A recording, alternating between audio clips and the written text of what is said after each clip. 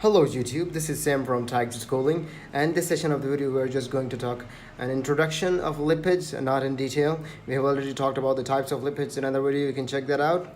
So let's get started. So in biology and biochemistry, a lipid is a biomolecule that is soluble in nonpolar solvent. So nonpolar solvents are actually typically are hydrocarbons used to dissolve other naturally occurring hydrocarbon lipid molecule that do not. So it actually include the fatty acids, waxes, steroids, and fat-soluble vitamins. So the main biological functions of lipid include storing energy. You're storing fats. So fats are about double the energy of compared to the carbohydrate. Carbohydrate got by say 4 something calories and kilocalories, and in the fats we got the 9 kilocalories. All right, and they also used in signaling, you can say that, membrane barriers in the case of cell membrane, fatty acids, and also structural components of cell membrane, as I told you, in the case of the membrane barriers. And lipids have application as well in the cosmetics, food industry, as well as the nanotechnology. Now let's discuss a few other questions regarding the lipid solubility. So we know that we must understand that lipids are not soluble in water. So we must have an idea that lipids hate water.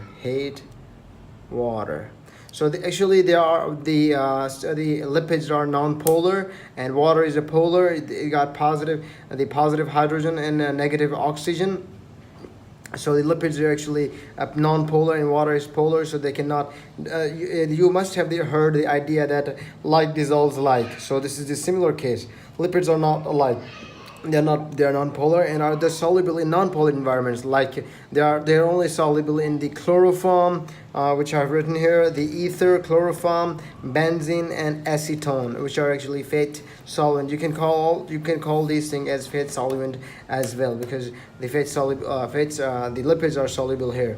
So what do lipids consist of actually? Another question is that. So lipids have mainly hydrocarbons in their composition and are a highly reduced form of carbon.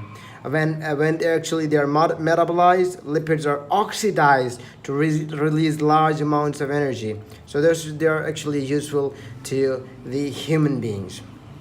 Another question that is simple, that is not hard. So where do lipids come from? So lipids are actually the molecule that can be extracted from plants, animals, using nonpolar solvent, like I have already discussed, because like dissolve like ether, chloroform, acetone, and this is all the basic idea regarding lipids.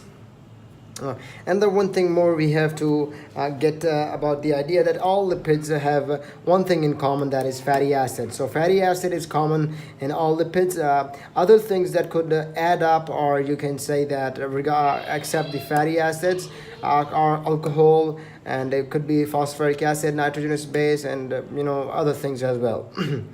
So Bloor was a scientist who actually worked on the lipids.